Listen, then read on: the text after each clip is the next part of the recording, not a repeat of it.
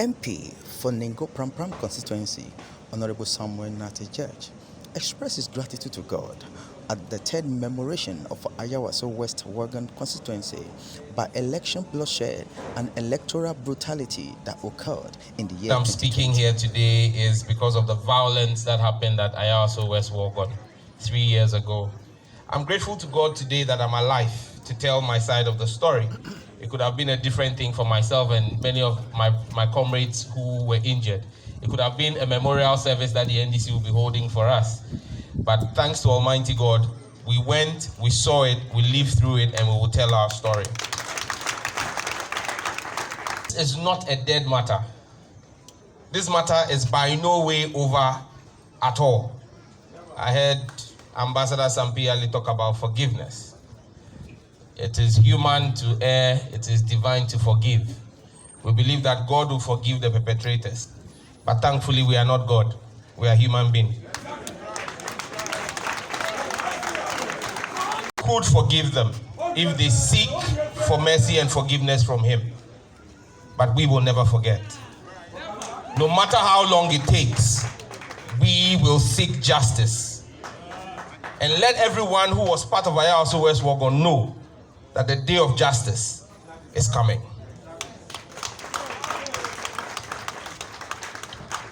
That morning, myself and 20 other members of parliament were asked by the party to act as zonal coordinators. That was our only offense. I was given the EC accreditations to go around and hand over to our monitors on the ground. How handing out of cards by the EC accreditation cards will amount to the brutalization of unarmed Ghanaian citizens by thugs and hoodlums who had been put together by the national security apparatus and unleashed to wreak havoc. It was premeditated, it was planned, it was not spontaneous, it was not accidental. They had met, they had planned it, and they executed it. And for them, it was a trial run before the 2020 election. Because this country kept quiet, because it was NDC people, the whole country went quiet, decided to sweep it under the carpet. We saw that in Ayawaso West Wuogon, they injured people. But during the December 7th election, they killed people. And they were able to go ahead and kill 8 people because when they hurt 8 people in Ayawaso West Wuogon, we did not demand justice. When the people keep silent for the oppressor grows in his oppression. But our national anthem enjoins us to resist oppressors' rule. And President Akufo-Addo is the oppressor-in-chief of this country. And we must all rise up and resist him and all appointees of his who act in ways that undermine the constitution of this republic. We have heard reports from the commission. They set up a commission. And the people they set up in the commission were not NDC members. President Akufo-Addo himself handpicked people he believed had the competence to do the job that he had asked them to do. He picked the former IGP of police under the NPP administration, Mr. Patrick Ike Achampo. He was IGP when Akufo-Addo was Attorney General and was working with him in criminal prosecutions, so he knew his competence. He picked Justice Emil Short, who had been at Shraj. He knows his competence. He picked Professor Henrietta Mensah-Bonsu, who President Akufo-Addo has appointed to the Supreme Court. If she wasn't a lawyer worth her salt, he wouldn't have appointed her to the Supreme Court. He gave them an assignment to do. And that assignment was to go there and cover up the activities of Ayawaso West Wuogon. We've all read the public terms of reference, and I can read, because the media is here, I will read it, so that people know that when we speak, we know what we're talking about. These are the terms of reference that were put out by Mr. Eugene Ahin at the office of the president. The commission is expected to make a full, faithful, and impartial inquiry into the circumstances of and establish the facts leading to the events and associated violence during the Ayawaso West Wuogon by-election, to identify any persons responsible for or who had been involved in the events, the associated violence and injuries, to inquire into any matter which is considered incidental or reasonably related to the causes of the event and the associated violence and injuries, to submit within 1 month its report to the President, giving reasons for its findings and recommendations, including appropriate sanctions, if any. These were the official terms of reference.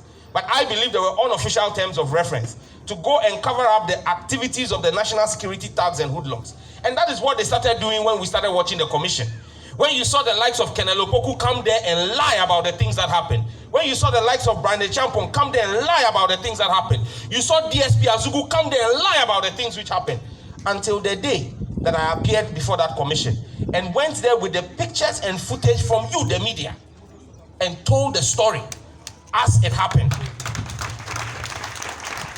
The Ghanaian people watched how Azugu and Kenelo Poku could come and tell the whole commission that only 6 bullets were fired when we had over 40 shots. When the commission went to the grounds, they saw it themselves.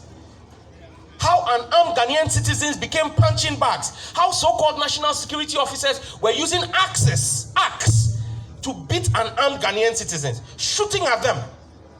When we told our story, the commission had no other option than to report what the truth was. And that is why Akufo-Addo in his white paper decided to reject the report of the commission. How President Akufo-Addo can tell us that the commission did not understand these terms of reference beats my mind. Because I have the commission's report. And in the commission's report, they were very factual. Already they said they should find out who were responsible for the violence. This is what the commission said in their report to President Akufo-Addo. And let's ask President Akufo-Addo why he is rejecting this report. They had a structural recommendation. They spoke about how the national security apparatus has to be restructured. That was part of the terms of reference. So how do you say they did not understand the terms of reference? When it came to operational control, they gave recommendations on operational control about how they should disband SWAT and there should be no standing armed unit at national security. All of that were part of the terms of reference. But because that did not sit well with what they wanted to do during the December 2020 elections, they decided not to accept it. Then they went on to give what they called individual liabilities. And let me read for you. 3.1. The commission recommends the criminal prosecution of Mr. Ernest Akomia, aka Double, for the unauthorized possession of firearms under Section 1921 of the Criminal Offences Act. Why has President Akufo-Addo not commenced the prosecution of Mr. Ernest Akomia?